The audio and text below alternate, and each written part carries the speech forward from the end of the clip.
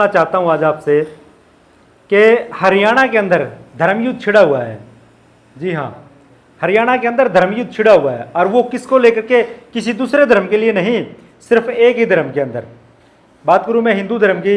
देखो, धर्म सभी सम्मानित होते हैं, सभी धर्म अच्छे होते हैं, और हर धर्म के अंदर बुरे लोग पाए जाते हैं, ये सच्चाई है। लेकिन धर्म कोई बुरा नहीं होता, चाहे हिंदू है, मुस्लिम, सिख, ईसाई, धर्म सभी अच्छे होते हैं। लेकिन हरियाणा के अंदर एक धर्मयुद्ध छिड़ा हुआ है। आप देख रहे होंगे लगातार आजकल जो संत रामपाल है, उसके अनुयायी, और जो हुड्डा है, धर्मेंद्र हुड्डा, उनको लेकर के कंट्रोवर्सी चली हुई है हरियाणा के अंदर। और उसी कंट्रोवर्सी को चलते हुए, क्योंकि भाई धर्मेंद्र हुड्डा ने जैसे सबसे पहले सट्टे के ऊपर काम किया, बहुत ही सराहनीय काम था, बहुत अच्छा काम था। क्योंकि आजकल का जो युवा है, आजकल के जो बच्चे हैं, वो जिस प्रकार इस सट्टे के अंदर, जो ये गेम का या सट्टे का जो मामला था, उसके अंदर बिल्कुल कंगाल होते जा रहे हैं। उसके बाद उसने जो अश्लीलता के ऊपर जो काम किया, वो उसके लिए भी हम सैल्यूट करते हैं। भाई, अश्लीलता खत्म होनी चाहिए हमारे इस प्रदेश में, और भाईचारा, अच्छी सभ्यता, जो पुरानी संस्कृति होती थी, उसको लेकर के प्रोग्राम होते रहने चाहिए, सांस्कृतिक प्रोग्राम है जिस प्रकार। और उसके बाद पाखंड के ऊपर उसने काम शुरू किया था। अब समझ में तो ये नहीं आता कि वो हम पाखंड की परिभाषा क्या है, किसे हम पाखंड कहते हैं। जब पाखंड की लड़ाई उसने लड़ी, शुरुआत की लड़ाई की, तो उस वक्त जब हांसी के जो बाबा हैं दिनेशपुरी जी,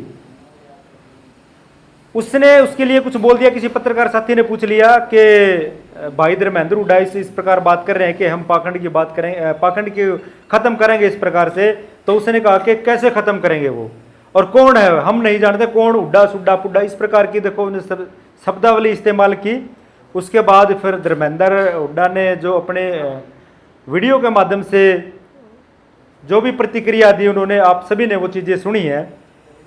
तो फिर इनकी कहीं ना कहीं सहमति हो गई थी, और धर्मेंद्र हुड्डा ने कहा कि हम हरियाणा के अंदर कोई ऐसा स्थान चुनेंगे जहां पर धर्म की चर्चा की जाए, और जो धर्म ग्रंथों के अंदर कुछ गलत चीजें परोसी गई है या कुछ लिखी गई है उनके अंदर, तो उनका हम संशोधन किया जाए, उसको लेकर के चर्चा होगी।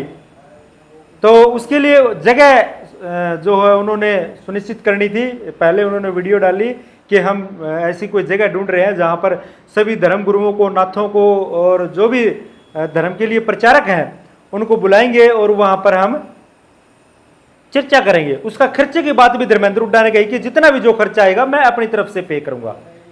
तो डेट रखी गई उसके लिए 25 अगस्त। हांसी में जो बालाजी धाम है, उस स्थान को जो है सुनिश्चित कर लिया गया। पोस्टर डाल दी गई, काफ़ी दिन से लगातार वायरल चल रही है फेसबुक, यूट्यूब के माध्यम से। और बताया जा रहा है कि 25 तारीख को जो धर्म चर्चा होगी वो होगी हांसी बालाजी धाम के अंदर। तो आज 25 तारीख है, 25 अगस्त है। तो आज बहुत सारे यूट्यूबर साथी, पत्रकार साथी वहाँ पर पहुँचे। भाई, ये विषय भी बड़ा जानने का था कि कैसी चर्चा होगी। और कुछ लोगों को ये था कि क्योंकि संत रामपाल और धर्मेंद्र हुड्डा की आपस में कंट्रोवर्सी चल रही है, वो उनको कुछ कह रहे हैं, और जो रामपाल के अनुयायी हैं वो धर्मेंद्र के लिए भी बहुत गलत गलत टिप्पणियां कर रहे हैं। इसीलिए कह रहे हैं कि हम ये धर्मयुद्ध शुरू हो चुका है। धर्म को हम कैसे धर्म की लड़ाई लड़ रहे हैं, क्योंकि हम तो किसी बंदे को टारगेट कर रहे हैं, तो उसमें धर्म कहां से आ गया। रामपाल के जो अनुयायी हैं वो कहते हैं कि जो संत रामपाल है वो भगवान है। इसको लेकर के तो बहुत से लोगों को आपत्ति है। बिल्कुल सीधी सी बात है कि वो भगवान नहीं है, क्योंकि कोई इंसान भगवान नहीं हो सकता। भगवान का रूप हो सकता है, जैसे कहते हैं कि वो उसके लिए भगवान बन के आए, वो चीजें एक अलग है। लेकिन सीधा ये कहना कि मैं परमात्मा हूं, मैं भगवान हूं, ये चीजें सरासर गलत हैं। हम भी कहते हैं ये चीजें बिल्कुल गलत हैं। लेकिन एक चीज जरूर कहेंगे कि जिस प्रकार, जिस आपदा में संत रामपाल के अनुयायियों ने भाई उसके कहने से किया है, या उनके कोई उनकी जो भी प्लानिंग थी, उसके तहत बाढ़ से शुरुआत की है। देखो, उससे पहले कोई अन्नपूर्णिमा मुहिम के तहत किसी के मकान बढ़ाए हैं, लेकिन बहुत ज़्यादा उस टाइम पता नहीं था लोगों को।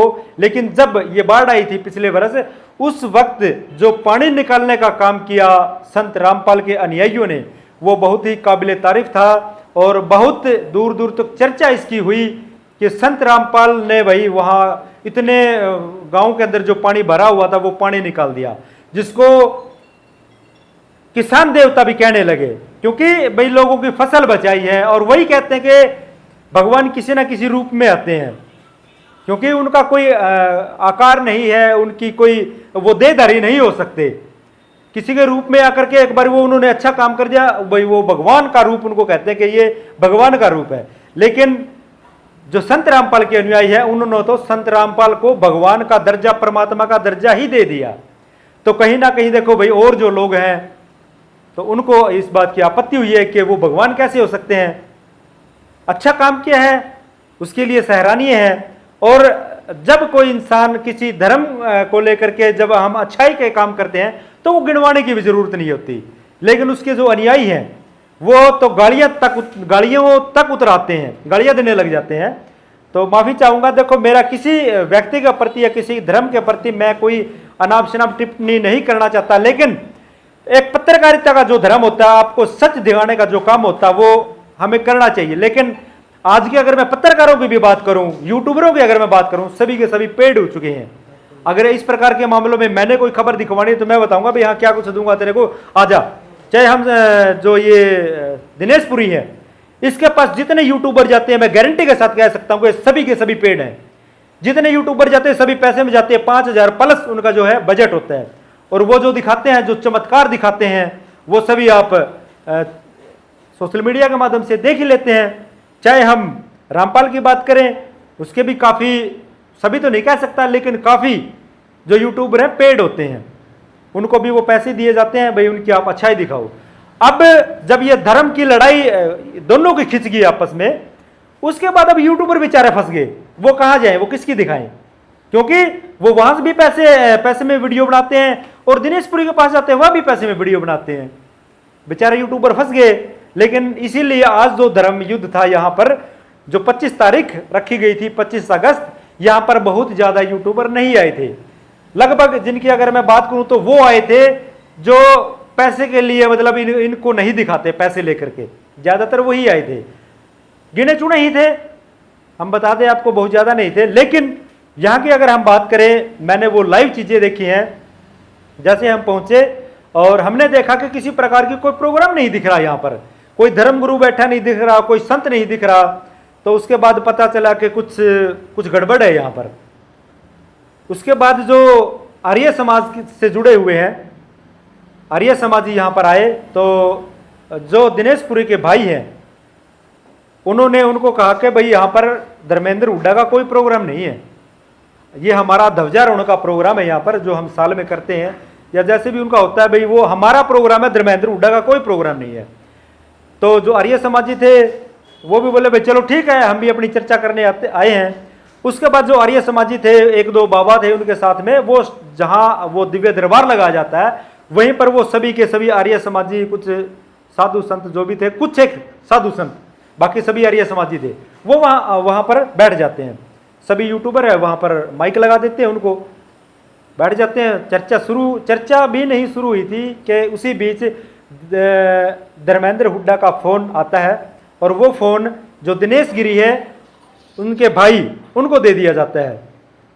तो उन्होंने कहा कि कौन बोल रहा है भाई तू? उसने कहा हुड्डा वाला। कौन हुड्डा? और तू कौन है? ये प्रोग्राम तूने नहीं करवाया। यहां पर किसी बोला, वीडियो हम आपको दिखाएंगे, हम अपनी तरफ से नहीं कहेंगे, वो वीडियो दिखाएंगे आपको जिसके अंदर ये बोला जाता है कि ये फेसबुक या भांड, भाई इसका कोई प्रोग्राम नहीं, के है तू, ये है वो है, ऐसी जो है उसने बातें की। तूने क्या प्रोग्राम करवा दिया भाई? पहली बात कौन है तुम? अरे बात सुनो, ओ छचुंदर, बात सुने, एक तो तमीज से बोल। एक मिनट फोन दे दी। ना एक मिनट ना, बोलेंगे आप अपने फोन दे करो ना बात। उसके बाद वो फोन काट दिया गया है। फिर जो आर्य समाजी बैठे थे उन्होंने भी फोन मांगा उससे, भाई तू हमारा फोन दे, अगर तूने ऐसी बात करनी है तो अपने फोन से करो, भाई तू हमारे फोन पे उनके साथ ऐसे बातें क्यों कर रहा है।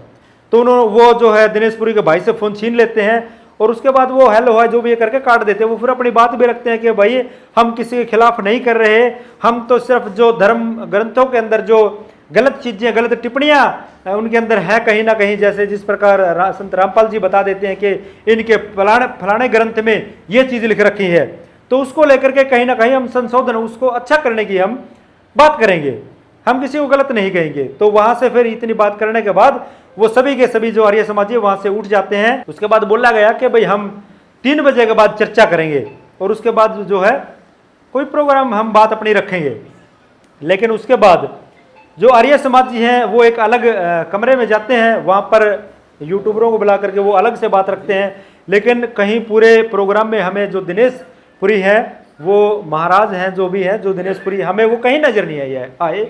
और उनकी संगत थी जो बता रहे थे कि भाई ये कोई दिव्य दरबार लगता है, वो अपना प्रोग्राम होता जो उनका वो प्रोग्राम था। लेकिन जिस प्रकार सोशल मीडिया पे आप देख रहे हैं, धर्मेंद्र हुड्डा ने खुद वीडियो बना करके डाली है कि भाई हमारा जो है एक प्रोग्राम है वो इन चीज़ों को लेकर के, पाखंड को लेकर के। अगर पाखंड की बात करूं तो क्या दिनेश पुरी है ये पाखंड नहीं करते हैं? कहीं ना कहीं इनको ऐसा लगा कि भाई हम भी तो पाखंड करते हैं और हमारे स्टेज पे अगर कोई ऐसी बातें आज कर दी गई तो दोबारा फिर हम वो चीज़ें कैसे दिखाएंगे। वो कहते हैं कि भाई हम उनके बारे में बताते हैं, कोई भी इंसानी आ जाते हैं उनके बारे में, वो पूछा जो देते हैं वो बात करते हैं सारी, और लोग कहते हैं कि ये सभी पाखंड है। तो अब एक जगह पर ये दो चीजें कैसे संभव हो पाई? तो ये प्रोग्राम आज का बिल्कुल जो धर्मेंद्र हुड्डा ने जो बात कही थी कि हम पाखंड के खिलाफ लड़ रहे हैं, तो वो चीजें सफल नहीं हो पाई। जो आर्य समाज कहता है कि हम भी पाखंड के खिलाफ हैं, और कहीं ना कहीं धर्मेंद्र हुड्डा की जो आर्य समाज से जो भी आए थे उनके साथ उनकी बात हुई थी। लेकिन यहाँ जो बालाजी दरबार, जहाँ दिव्य दरबार लगता है, वहाँ के जो महंत हैं दिनेश पुरी, उसके जो भाई हैं, उन्होंने बिल्कुल स्पष्ट मना कर दिया। तो हम आप साथियों से कमेंट के माध्यम से राय जरूर चाहते हैं। आप लोग धर्म के लिए, जो लोग धर्म के लिए लड़ रहे हैं, वो आपस में उनकी कोई लड़ाई है? देखो, मुझे नहीं लगा कि किसी भी मामले में कि धर्म के लिए कैसे लड़ रहे हैं, बताओ धर्म के लिए कैसे लड़ रहे हैं, हम ये जानना चाहते हैं। क्योंकि जो धर्म ग्रंथ है उनके अंदर रामपाल ने कहा कि ये चीजें ऐसी लिख रखी हैं, ये सब पाखंड है, और उन्होंने अपने आप को भगवान बताया है। और जो दिनेश पुरी हैं वो भी अपना दरबार लगा करके लोगों की पूछा देते हैं। तो कौन सही है कौन गलत है, आप लोग सोचिए इस बात को। और कहीं ना कहीं जो इनके भगत हैं, जो इनके अनुयायी हैं, ये लड़ते हैं सबसे ज्यादा। ना रामपाल लड़ता है, ना दिनेश पुरी लड़ता है, और या और भी ऐसे ऐसे जो भी हैं वो नहीं लड़ते हैं। ये जो इनके भगत हैं, इनके जो अनुयायी हैं, वो लड़ते हैं आपस में। आजकल सोशल मीडिया का जमाना है, वो कुछ कोई हुड्डा को गालियां दे रहा है, कोई रामपाल को गालियां दे रहा है, कोई किसी को गालियां दे रहा है। ये एक गालियां देने का प्लेटफॉर्म बना दिया गया है। तो आप साथियों से मैं आपकी राय जरूर चाहूंगा। और आपने पूरा मामला देख भी लिया होगा। आज 25 अगस्त का जो प्रोग्राम था बालाजी दरबार के अंदर, जो प्रोग्राम था आज, धर्मेंद्र हुड्डा जिसने कहा था कि मैं इसका पूरा खर्चा दूंगा और मैं ये प्रोग्राम करवा रहा हूं, मेरी चर्चा हुई है इनसे, तो हमने ये जगह जो हमने सुनिश्चित की है कि यहाँ पर हमारे सभी साधु संत आर्य समाज के जो भी लोग हैं, धर्मगुरु हैं, हम उनको बुला करके चर्चा करेंगे और उसके ऊपर फिर काम करेंगे और हरियाणा से पाखंड खत्म करेंगे। सबसे बड़ी बात, क्या पाखंड खत्म हो पाएगा? आप सभी साथी अपनी राय जरूर देना। और आज का जो प्रोग्राम था इसको लेकर के दिनेश पुरी के जो भाई हैं, उन्होंने धर्मेंद्र को सीधा कह दिया कि तू फेसबुक या भांड है क्या है तू, कौन है तू, इस प्रकार की जो बातें करी गई।